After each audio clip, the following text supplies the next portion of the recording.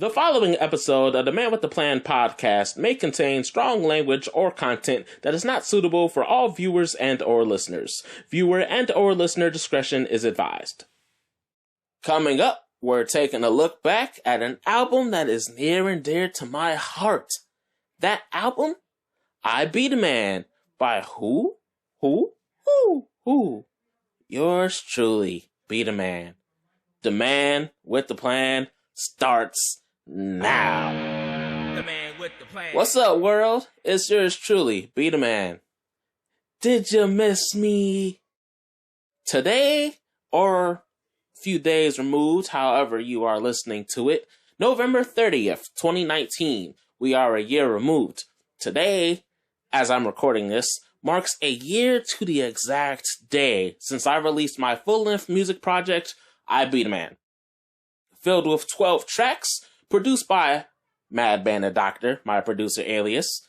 This album covers a plethora of material that has been significant to my life, both past and present. In a rare moment for me, I'll be breaking down the process of how I got this album together and a track-by-track breakdown of what each song is all about. Some quick background information about my musical history so far. I started rapping in late 2004, about halfway through 7th grade. I heard some classmates of mine freestyling. Shouts out to Sharif, Major G, Ali Mo, and Rello. I heard those guys freestyling, and after a few times of hearing them, I decided I wanted to try it myself. That, along with the poetry component of my language arts class, big shouts out to Miss Constant, by the way, and the many weekends of planning with my stepbrothers, BDaMan and Jabri, I was set on pursuing music. Throughout high school, I was steadily improving. I wasn't quite where I am now, but I was improving with each project I was putting out. Steadily improving, putting myself out there, whether directly or inadvertently, and I was finding ways to learn and continue learning about music. 2010 onward, the dedication to music grew more and more, just as my skills did. Whether it was my run with New Life from 2011 to 2015, or coming back to music with BDaMan, the love for creating music still blazes on in your boy. Let's dive into the background of I BDaMan. Following the release of Introspective Journals in 2018, I knew it was time to work on something else much quicker and much sooner. Around this time is also when Jeff got on board with being my music manager. Between his input and my best friend Corey's input, I knew it was time to make that vision come to fruition, putting things out more frequently. Being back at MCTC in 2018 for the Sound Arts program began to give me a lot of motivation and tools to go towards putting in towards more material, coming out with more material more often. The ideas were brewing for a new project, but I didn't have any ideas for a title yet. Around October or November of that year, my now ex-girlfriend and I watched the I, Tonya movie about Tonya Harding, and by night's end, the I BDaMan title had been formed and inspired from that movie. I knew with a title in mind, I wanted to make it just as special as the other story-driven albums that came out around that time. Yeah, Big Sean's I Decided, Jay-Z's 444, Kendrick Lamar's Damn, and I want to make it stand out on par with ICP's Joker cards. So the idea was there, but the decision to make it a 12-track project produced solely by myself, that idea didn't come until 2019.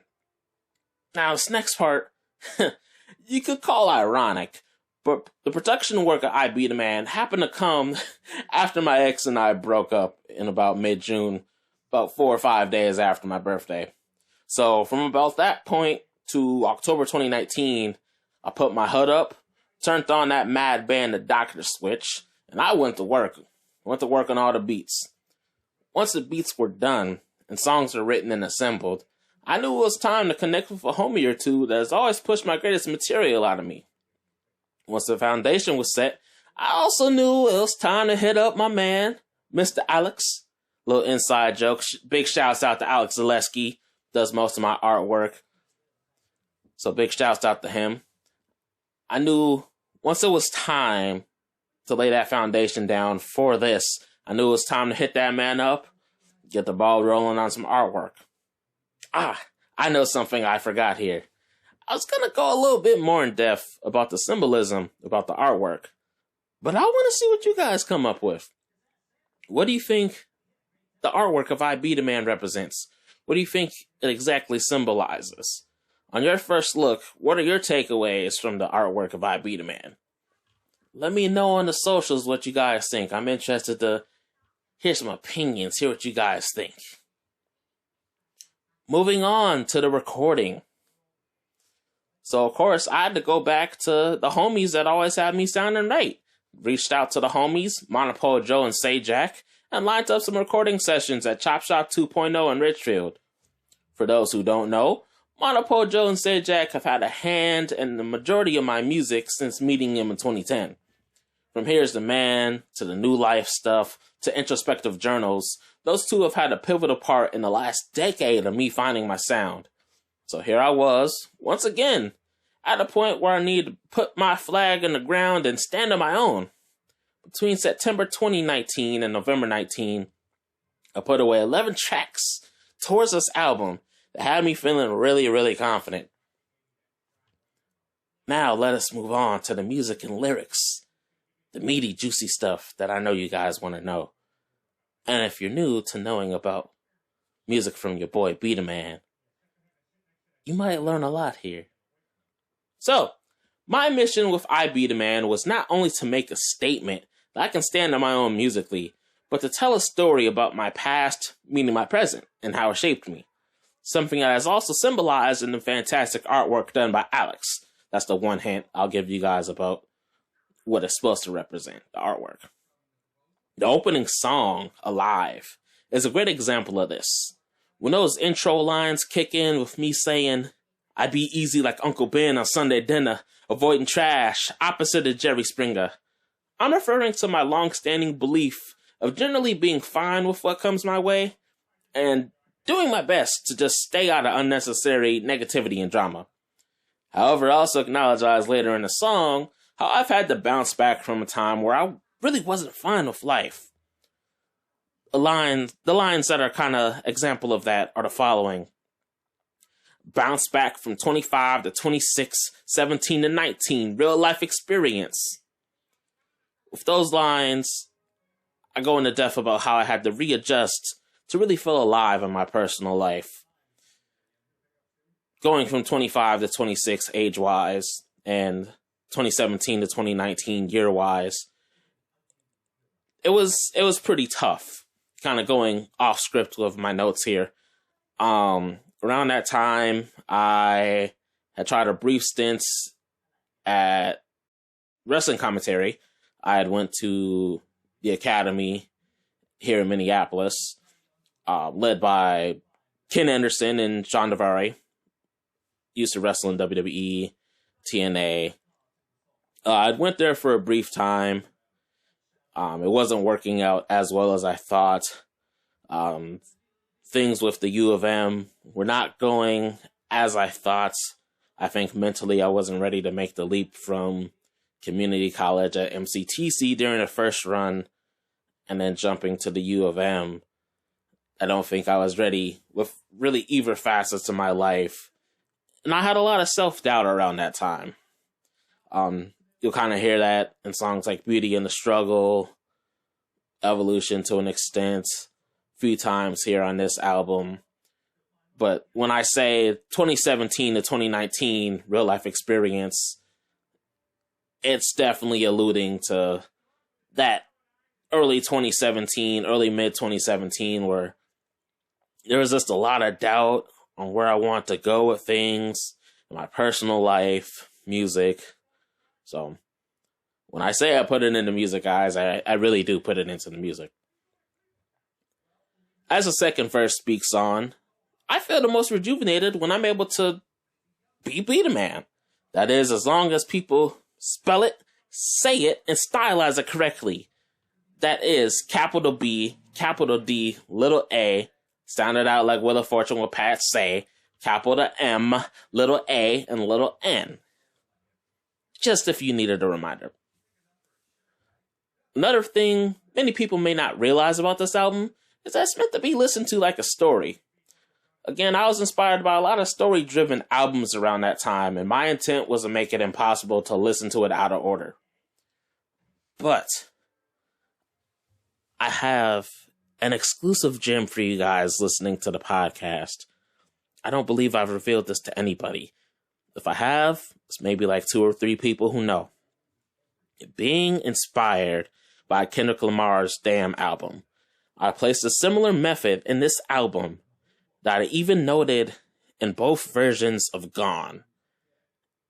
And if you listen to the song, you might miss it. Here's the exact bar that gives the hint. I will never, ever, ever be the same again. Run it in reverse and you'll find a different frame. The story gets flipped, but the message be clearer.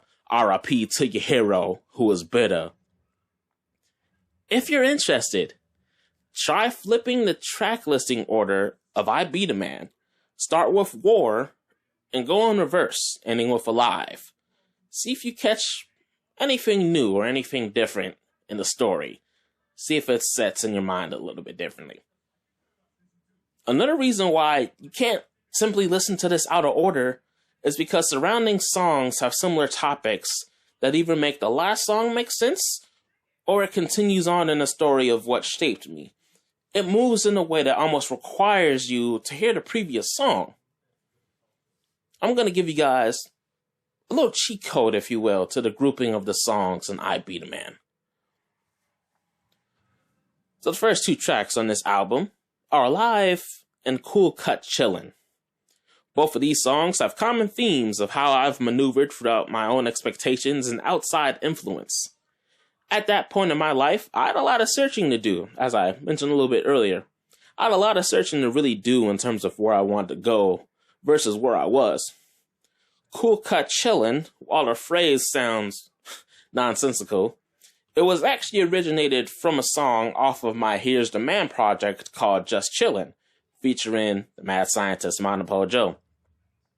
Back then, I was just looking for a way to mesh the phrases chillin' in a cut and chilling out, maxing, relaxing, all cool from Fresh Prince. I took from both phrases, making my own saying of how well I'm chilling. So, let's break it down a little bit. Cool, that speaks for itself. Cut, whatever spot you're relaxing in, home, work, a homie's house, wherever, and chillin', which also speaks for itself. So if you start using Cool Cut Chillin', or hear anyone else using it, you tell them that BDaMan started it first.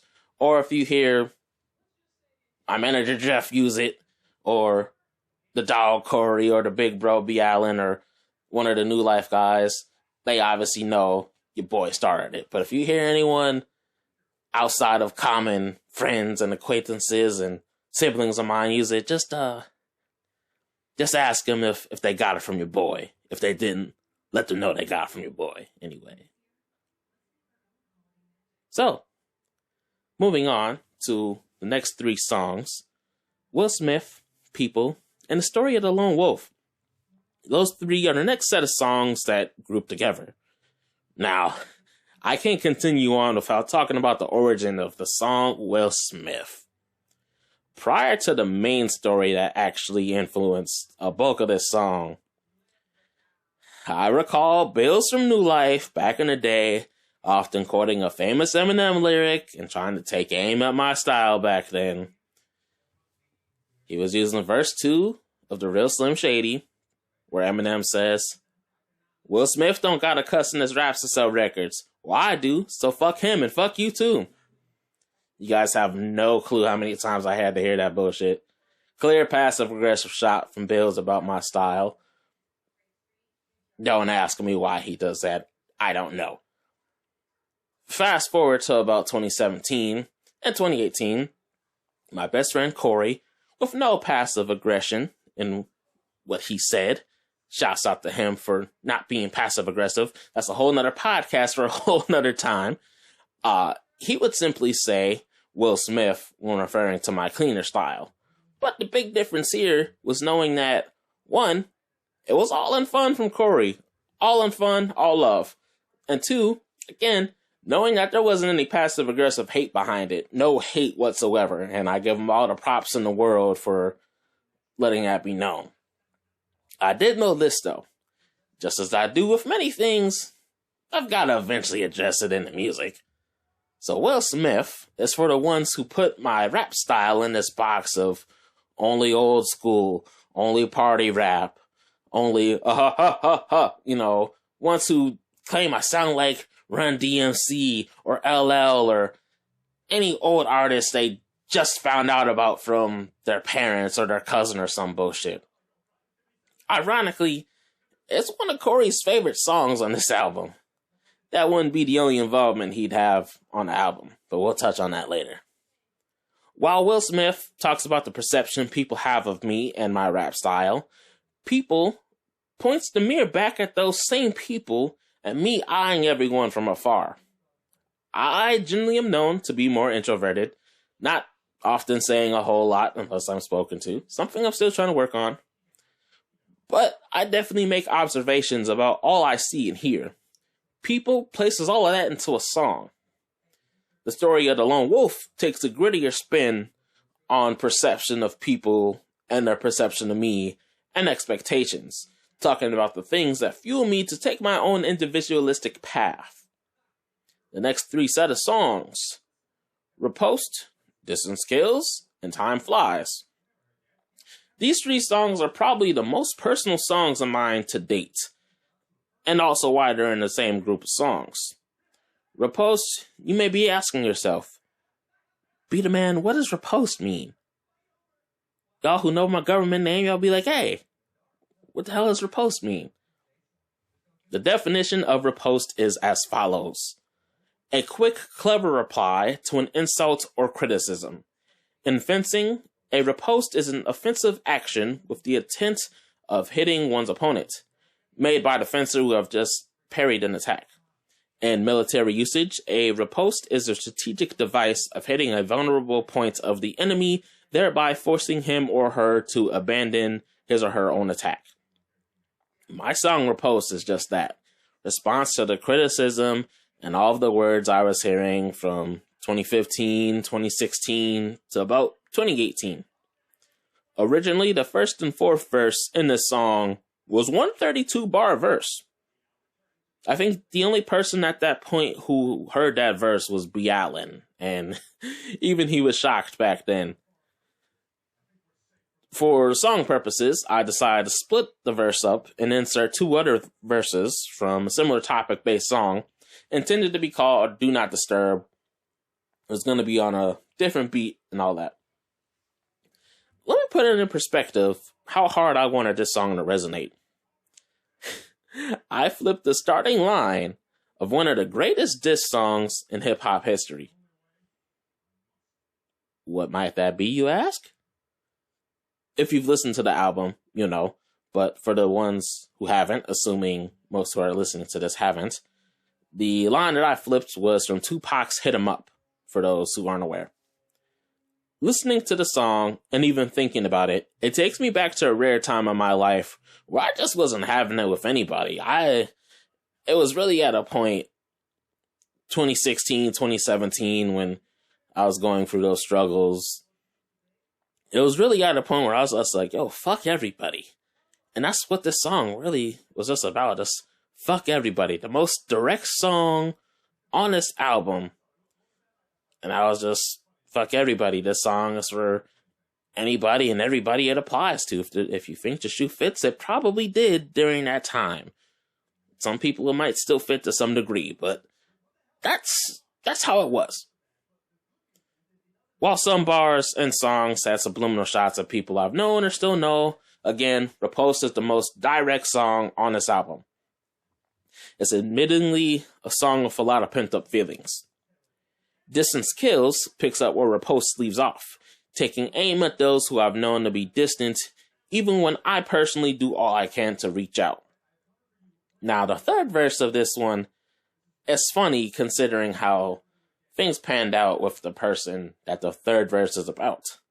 The only other person who knows who this specific verse about is, again, my dog, Corey. Him and I laugh about it to this day. I think we laughed about it maybe a month ago. In short, it's about a former friend, acquaintance of ours, and the verse still fits to this day. To this day. Time flies is the next song. It moves on to the hallway of life and times of my life. From the days of young Beta in a single parent home that I'm recording this in right now. And if you listen close, you might be able to hear the background of my mama watching TV. Shouts out to my mama. By the time I record this and get it out, it will be just a few days before her birthday. So if you're on the socials, or if you're listening to this, feel free to send in some birthday shout-outs to my lovely mama. Without her, I'd be a heartless man. Getting back on track here. Time flies again. Hallway. It's like those TV shows where you kind of have that vision of time. You see memories to the left, to the right, in this hallway. So again, single parent home, memories of that throughout the years, to a long-standing crush I had from about 6th, 7th grade up until 2012. Real ones, I already know about that. To my nephews and niece getting older, all the way up to working on a better relationship with my dad. The hook of this one takes a spin on the legendary Janet Jackson's Funny How Time Flies When You're Having Fun. Now, if I was a bolder man, I would have sampled that song directly. I think the original beat I had even sampled it, but I wasn't trying to get caught up in any of that trouble sampling Janet Jackson. Have Jimmy Jam and Terry Lewis knocking on my door. Oh no. But it worked out real well with what I used. For you sample hounds out there, I'm sure you'll be able to pick out what it is. All I'll say is that it's something I've been wanting to use as early as 2015, and I'm really glad I got to use it.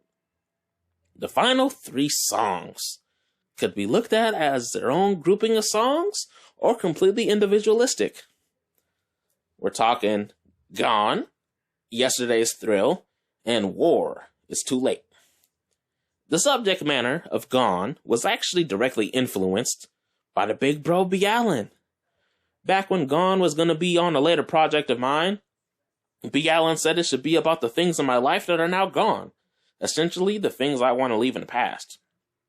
Coincidentally enough, I got BDaMan on the intro of this song to set the vibe off, set it off right. We'll dive into that soon enough. This song was one I had 2 visions for.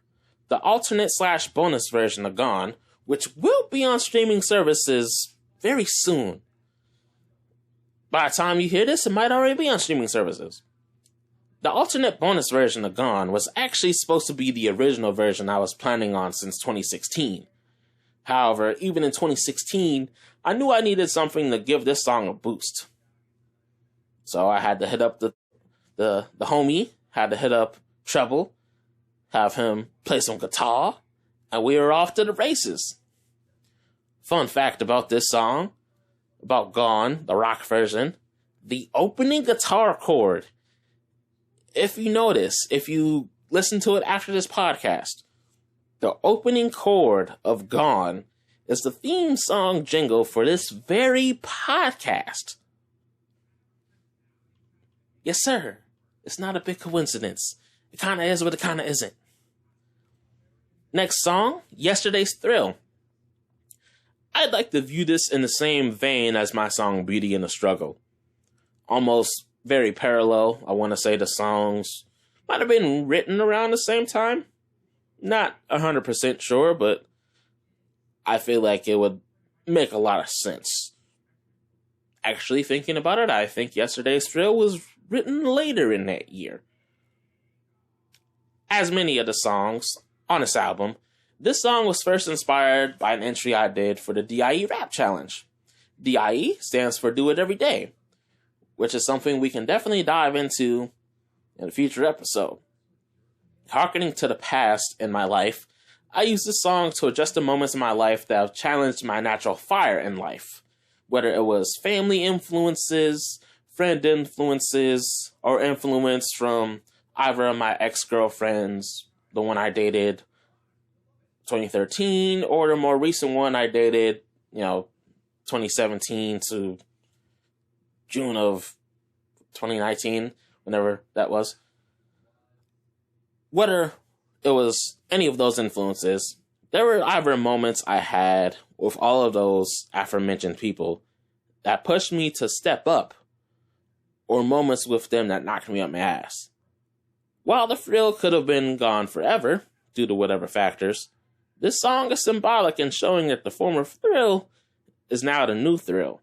So when I say yesterday's thrill is tomorrow's new drive, yesterday's thrill is to strive to survive, that's what that means, is that I'm using the failures in the past to drive me to, one, not make the same mistakes again, and two, to just use it as new fire, the strive to survive. Essentially getting back to where I once was, yet having new knowledge behind it all to tackle everything. And finally, war. It's too late. This was actually the only song that wasn't mostly written in the state of Minnesota. During my October 2019 visit to see Corey and his parents in the lovely Southwest Florida, I wrote the first verse of this song while Corey was at work.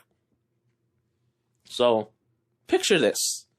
Me writing the first verse on my phone, in a rocking chair, while Manny, my favorite cat, cool little guy, little black cat, always loves when I come down, little guy wanted some attention. So I'm literally having this instrumental on repeat, phone on my lap. I believe I was talking with Corey's mom, Diane, briefly for a few times during that. Having the phone on my lap, Manny's kind of putzing around, petting him in between ideas for bars. All before wrestling comes on. Yes, even in Florida, your boy gets some wrestling in. Corey can vouch for me there. Speaking of my man Corey, there are even specific references to a few things that Corey and I watched during that visit. For example, the stacking ammo like Nick Cage in Lord of War.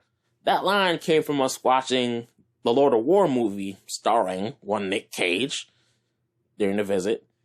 And another line, which I hope you guys enjoyed as much as Corey and I did. The line where I say, "Why they got your balls in the Dixie cup?" That line came from an episode of Dr. Phil around that time, where Dr. Phil asks this man why his wife has his balls in the Dixie cup.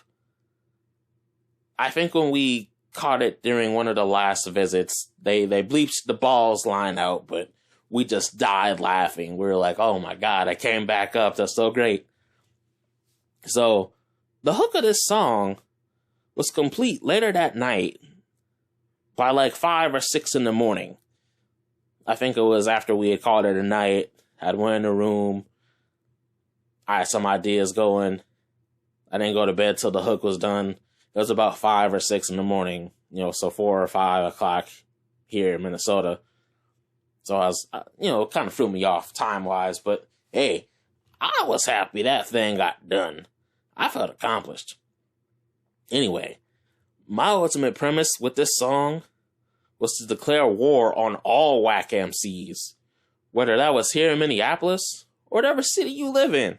My goal with this one was to talk my shit and call out all the whackness I've heard for far too long, and still hearing for far too long. I'll definitely put on war. Again, I stand by all the lyrics I said in there. I thought all my favorite diss songs throughout all time and bought it up in the war. I wanted to end with a bang. I felt like, especially around that time, I didn't like what I was seeing here in the scene. To an extent, I still don't like what I'm seeing here in the scene. If you've read about some of those things, you know. If you don't know, maybe we'll talk about that in a future podcast. We'll see. Let me know if you want me to dive into that. Anyway, moving on to collaboration. Now, for this album, I wanted to stay true to keeping it without any features, without any rap features. I was intent on showing how hard I could really stand on my own. Be real with you guys. I've always felt like I've needed to prove myself when it comes to my music. I'm sure you're asking, why? Well, excuse me. Well, I'll tell you guys why. Ever since middle school when I started, I wasn't necessarily the best rapper. I sucked. Like, I'll tell you guys that now. Like, I fucking sucked. I was trash. I won't lie. But again, I had that fire in me to still keep going, still going at it. You know, I had people giving me props, giving me fake props, actually showing love. You know, I had it all in between from middle school to, senior year of high school. To an extent, I know I still get it from, high school people, but I'm not really worried about that. I graduated 10 years ago. I'm not really worried about that. But I've always felt like I need to prove myself because I've always been kind of compared to other people in the scene, whether that was in high school, whether that was post-high school. I was always kind of getting compared to people or not feeling like I got the proper shine. So I felt like with this album especially, I want to stand on my own. I want to be like, hey, I'm here. I've been improving. I'm still improving. I got the fucking bars to prove it. And being in a few groups throughout the years, I always felt like I was kind of one of many and not really getting my proper shine. Like, I loved my time in the groups I was in, Bloodshot / Plan B, which with some of those same people kind of morphed into New Life, and then, that really wasn't a thing anymore in the mid-2010s, and then kind of doing the SOS thing with BDaMan. I just felt like I was always kind of in these groups, and I thought to myself, I'm like, damn, like, I'm in these groups. Can people really think I can go on my own? Like, so, I want to step out, become the lone wolf. That's why you guys see on my social media, # the lone wolf. Like, I'm at this new point where, if you're trying to rock with me, cool. If not, you're gonna get left in the dust. Like, hobble along or get on the train now. So in short, I just wanted to show I could stand on my own finally. Like, I've been rapping since middle school. I want to show that I can actually do this thing and do it on my own. Just a brief little rant for you guys. So, when October rolled around and the recording process came around, I want to incorporate the people closest to me in a very subtle way that didn't necessarily involve any guest verses. I also want everyone to be authentic as possible in these skits. Some of these people I've known for a while, some are more recent, as you'll kind of hear me break down. But I wanted everyone to be their authentic selves as I know them to be, because they have been a part of BDaMan, whether, you were almost 20 years deep like BDaMan, or 8 years deep like Corey, or, only a year or two deep like Jeff and JC Serene. I wanted these people to be the authentic selves that they've been around me. So, the following people who collaborated with me on this album are as follows. JC Serene with an intro. Sajak with his contribution with one beat. Jeff Louis Peck. Big Bro BDaMan. Marty Lang, a.k.a. Treble. And my dog, Corey Pulling. The homie JC Serene, who was in the Sound Arts program with me at MCTC, he always used to say, B, wake your punk ass up. Trying to sound like Sway and shit. Usually on the days where I actually was legit tired, funny enough, he'd end up saying, come on, B, wake your punk ass up. And I'm like, man, I'm trying. Even when we weren't in the Sound Arts program together, That last semester I had at MCTC, he'd even, if I ran into him in the hallway, he'd be like, "Wake your punk ass up, B." And I'm like, "I'm good, man. I'm good. I'm ready. I'm out here." So if you watch the video again for Alive, you'll actually see further proof of this. You'll see a little text from JC Serene himself that actually says that same thing. So for me, it was a given that I needed him saying that on a song, and Alive seemed perfect for that. Telling me to wake my punk ass up and then getting back at it. I felt like it was appropriate. And two, I give him credit in the liner notes for this. I usually post those on Instagram a day or two after releasing it, and I give him all the credit in the world, especially around that time.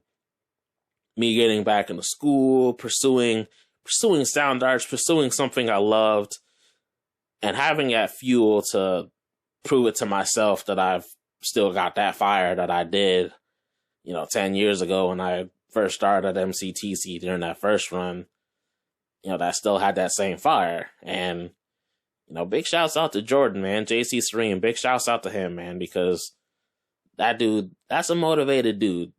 I think a few of you guys listening might know Jordan personally, JC Serene, but he definitely took me where I needed to be motivation wise. And, I couldn't imagine tackling most of the Sound Arts program without him, because he definitely helps me out and kind of kept me just as motivated as I need to be, and then some. So big shouts out to him. The soul beat that my man Sajak contributes to on this album is a lot of people's favorite, Cool Cut Chillin'. This specific beat is one I actually heard when I came to Chop Shop 2.0 before a New Life meeting. Man, I tell y'all, I heard Sajak play it. I was chilling, minding my business. I heard the intro of that beat. Oh my God, guys, I tell you, I hit that stank face. If you're watching this on the socials, I hit a stank face like, ooh! It's Spice Adams like, ooh! If you guys know the song, you'll probably get a sense of why I hit that exact reaction, but I knew I wanted to rap on that. So after some months passed by, Monopole Joe told me that Sajak wanted me to bless the beat. So I was hyped.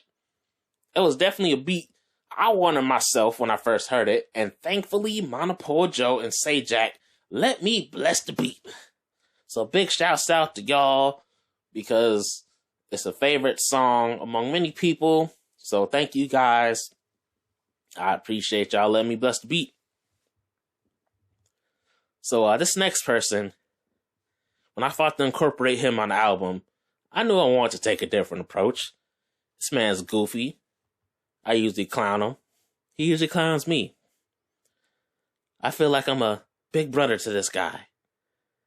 When I thought to incorporate Jeff, aka Louis, on this album, I knew I wanted to take an approach like Eminem did with Paul Rosenberg, sprinkling in the manager skits where it made sense.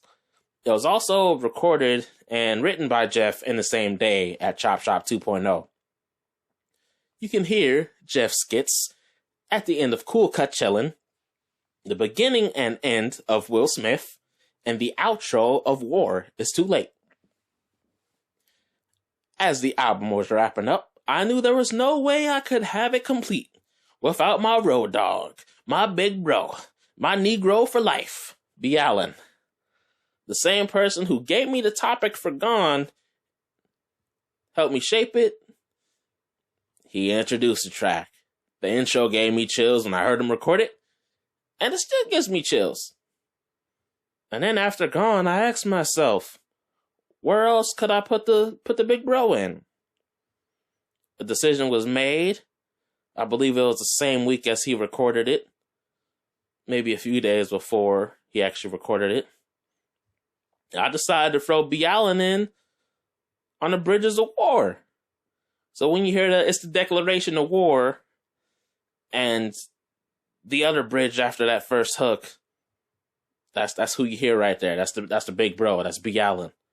I figured who else better to build on some bridges than your big brother figure for almost 20 years. Who else? It was a given for me.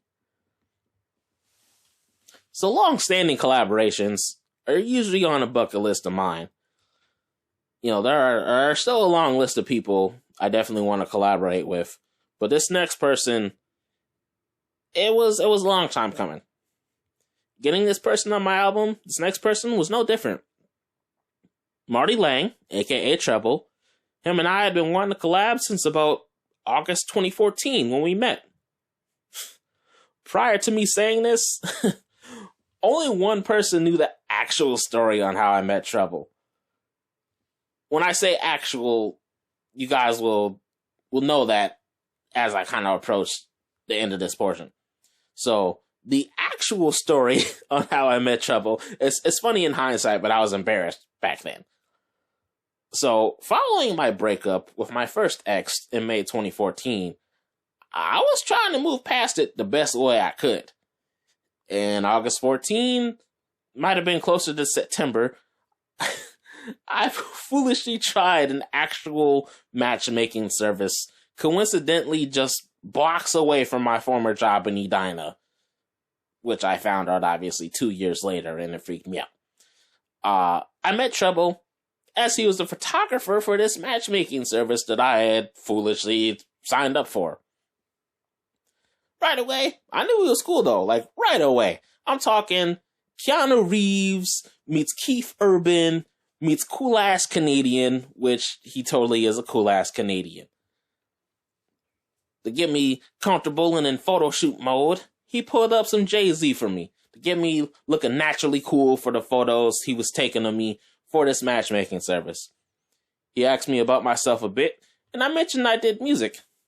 He pulled up some of my music and played it, and he dug it a lot. We had a common love for music. As he mentioned, he played guitar, and he was in a band or two. So this dream collab was literally 5 years in the making. Out the gate, Marty, he saw my raw potential. He found Here's the Man dope. He's been supporting me since then. Here's a Man. He peeped this a trap. And so the man has been nothing but supportive ever since. He met a young desperate beater trying to get out here, get back in the field. Man's been rocking with me since. Much love to Marty. So, Marty, aka Treble, he is the dope individual you hear playing guitar on Gone / the intro jingle for this here podcast. And War is Too Late. So I guess you could say the real match was made in a dope homie who respects my music and is willing to throw down some guitar and tracks for me. Definitely wasn't what I expected, but I'll take it. The even bigger irony is here's the lie we were gonna go with if we got asked about how we actually knew each other. And it's ironic once I break it down to you guys. So we were always going to say, like, we knew each other through a family friend. That was, I think, around the time when we did when B. Allen and I did the Triple Rock show 4 years ago. That was kind of the thing we were going to go with.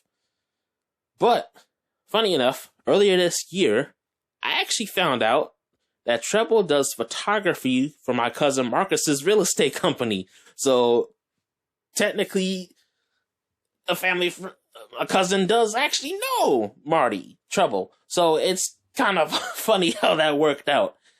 It's a small world, y'all, and even in smaller state, depending on what state you live in. And of course, last but not least, the Bubba Ray Dudley to my Devon Dudley. There's a wrestling reference for y'all. My dog, Corey Pulling. Just as the big bro B. Allen influenced Gone, Corey influenced War Is Too Late in a major way.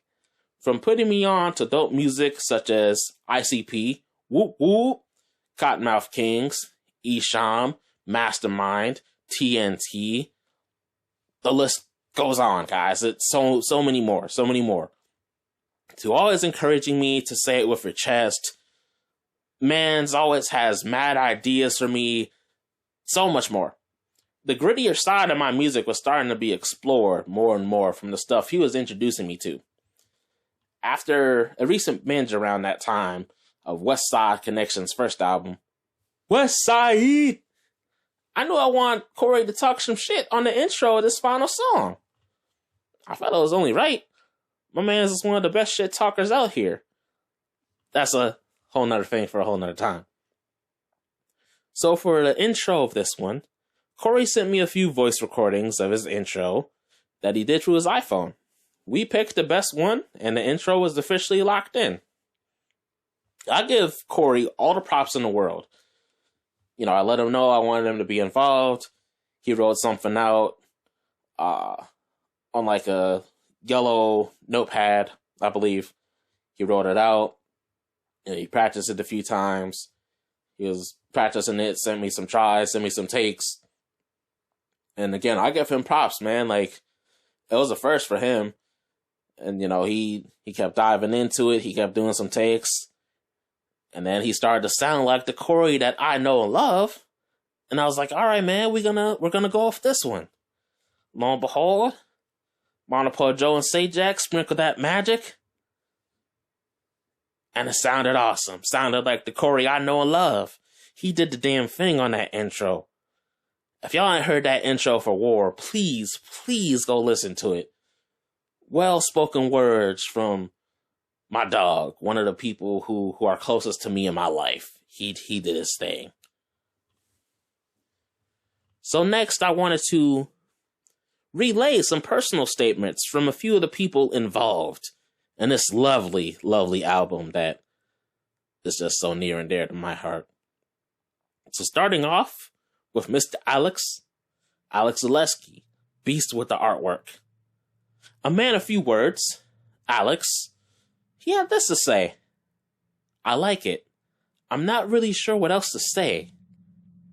10-10, would art again. I was like, all right, you know, that works, man. I ain't gonna I ain't gonna make you say more. So Alex, he kept it brief and short for his personal statement. But I do know that he was very, very proud of me to drop it on Spotify. He was very proud to see it. Actually have something to be on Spotify again. So I know that man was happy for me. And if I don't say it enough, Alex, if you're listening, thank you for all that you do, man, for the artwork. I appreciate you. The next personal statement is from, again, my dog, who one day you will hear on this podcast in multiple parts. My dog, Corey, had one of the best personal statements to contribute. Some words from my dog, Corey. And I quote, "The most important thing is to mention that the people who truly know you and the record, that is your breakout. It's your Carnival of Carnage. ICP's Carnival of Carnage, debut album, first Joker's card. Also, the production on the record is absolutely top of the line to me. Some of my favorite qualities are that it follows perfect flow with the beat, it's hard where it needs to be, and chill in other tracks, but never soft.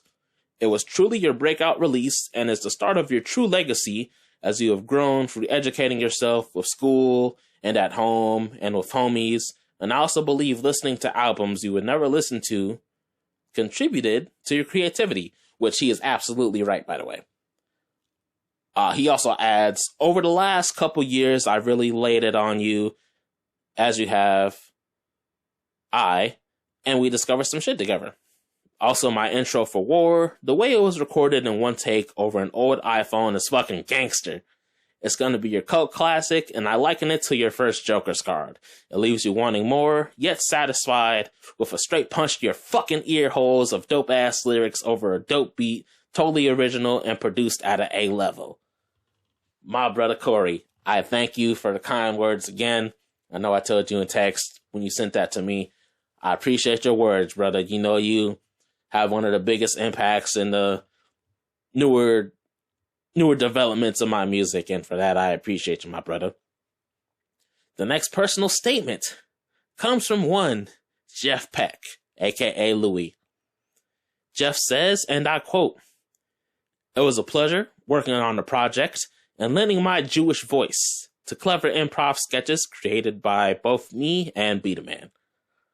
I will say I do gotta correct Jeff there. That was it was his words, man. I just gave Jeff direction and he did his thing, man.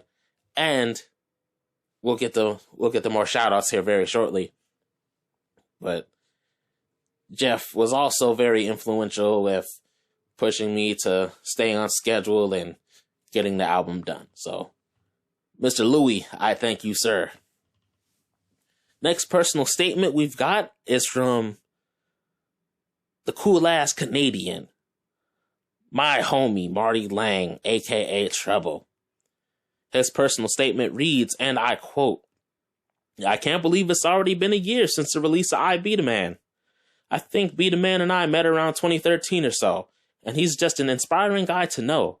I mean, he's always working on something new, always great ideas, always super positive, always looking ahead, and I just love that about him. When I recorded the Guitar Tracks Are Gone, he was just like, yeah, man, do whatever you want on this one. I said, all right, here we go, and sent him back some super heavy, bluesy guitar sounds, and it worked out great.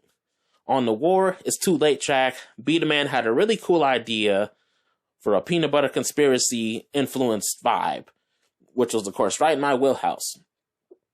Oh, excuse me. And I couldn't be happier with how that track turned out. That's my favorite song that we've collaborated on together so far, but I'd have to say my favorite song on the album is Cool Cut Chillin'. So I feel like this is the perfect segue to shoutouts real quick.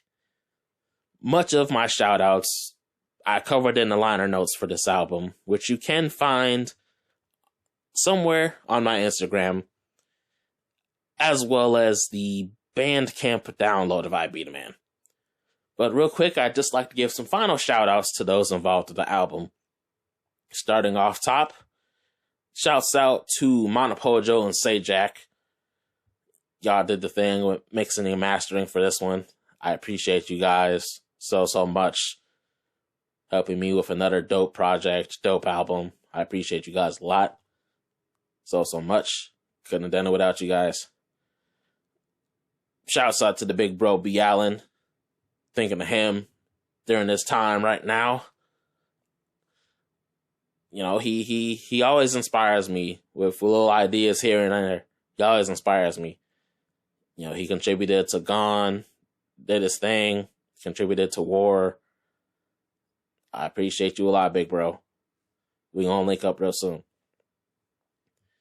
Big shouts out to the brother, to my white brother from another mother in Southwest Florida holding it down, Corey. All the inspiration you throw my way, all the tips, keeping in constant communication with a brother, reminding me not to settle for the bullshit. I thank you. Big shouts out to the homie JC Serene, contributing for Alive. Appreciate you. Big shouts out to, I didn't say Jeff yet. Big shouts out to Jeff, aka Louis. Did some dope ass videos for this album. Hopefully we can do some more. For this album anyway. Big shouts out to you for helping me stay on top of things. Big shouts out to Alex, Mr. Alex. The artwork, man. It's still so dope. It's still so dope. I appreciate you a lot. And big shouts out to the treble. Man's killed it on the guitar. You know, has always been a good homie to me. Big shouts out to Treble. Rest of the shout outs, you can find in greater detail, once again, in the liner notes for BDaMan on Bandcamp or on my Instagram somewhere. As always, I'd like to take you guys out with some wise words of wisdom. This time, I took some wise words of wisdom from, you guessed it, my dog, Corey Pulley. He actually said this to me on Thanksgiving night, I believe, or Black Friday, one of the two. His wise words of wisdom reads as follows. Try to love people more than you ever have. Let go of as much hate as you can, and keep what matters in check from day to day. Never go to bed angry, is what I say. Very wise words from my dog, Corey Pulley. As always, that does it for your boy BDaMan of the Man with the Plan podcast. Hopefully there will not be as big a delay between episodes. I hope to come at you guys with plenty more episodes here. Gonna get back on the saddle with music and back on the saddle with this here podcast. Y'all know the way this year's been. It's been rough. But I guarantee you, we're gonna keep it moving. As always. As always. That does it for me, y'all. This is your man with the plan. Always and forever. BDaMan. Signing out. The man with the plan. Nothing more, nothing less.